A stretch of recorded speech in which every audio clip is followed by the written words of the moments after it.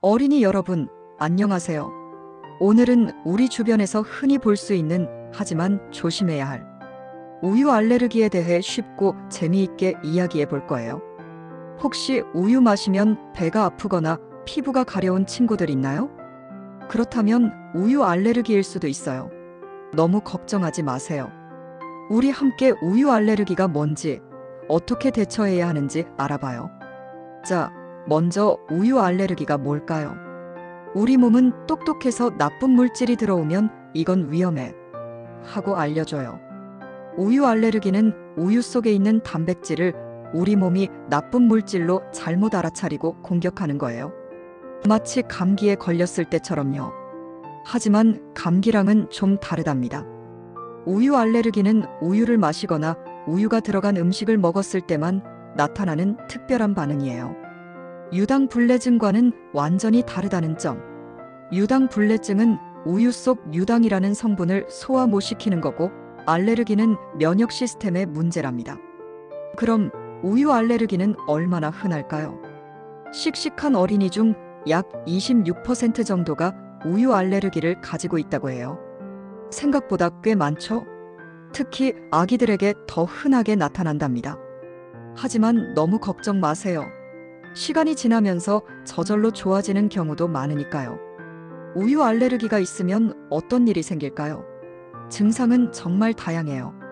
어떤 친구는 피부에 두드러기가 나거나 가려울 수 있고, 또 어떤 친구는 배가 아프거나 설사를 할 수도 있어요. 심한 경우에는 콧물이 나거나 기침을 하고 숨쉬기가 힘들어질 수도 있답니다. 정말 드물지만 아주 심각한 알레르기 반응인 아나필락시스가 나타날 수도 있어요. 이럴 때는 꼭 병원에 가서 도움을 받아야 해요. 왜 우유 알레르기가 생기는 걸까요? 우유 속에는 여러 종류의 단백질이 있는데, 그 중에서도 카제인과 유청 단백질이 알레르기를 일으키는 주범이에요. 특히 베타락토글로불린이라는 유청 단백질은 엄마젖에는 없고 우유에만 있어서 더 문제가 될 수 있답니다. 우유 알레르기가 의심된다면 어떻게 해야 할까요? 제일 먼저 병원에 가서 의사 선생님과 상담해야 해요. 의사 선생님은 여러 가지 검사를 통해 우유 알레르기가 맞는지 확인해 주실 거예요. 피부에 우유 단백질을 살짝 묻혀보는 피부단자 검사나 혈액 속의 우유, 단백질에 대한 항체 수치를 측정하는 혈액 검사를 할 수도 있어요.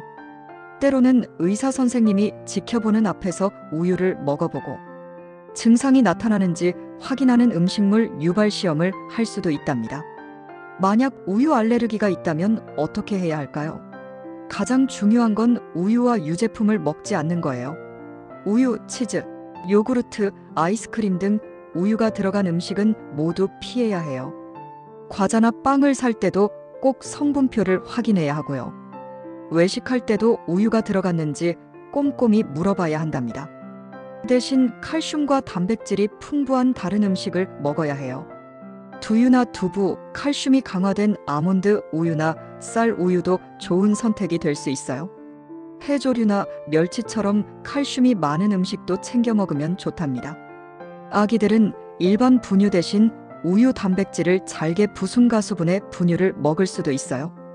그리고 혹시 아나필락시스 경험이 있다면 언제 어디서든 사용할 수 있도록 에피네프린 주사를 항상 가지고 다녀야 해요.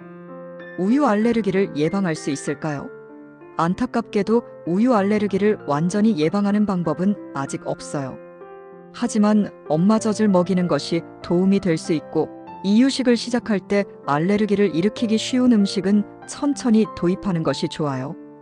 최근 연구에서는 의사 선생님과 상담 후에 알레르기 유발식품을 아주 조금씩 먹여보는 것이 알레르기 예방에 도움이 될 수 있다는 보고도 있답니다.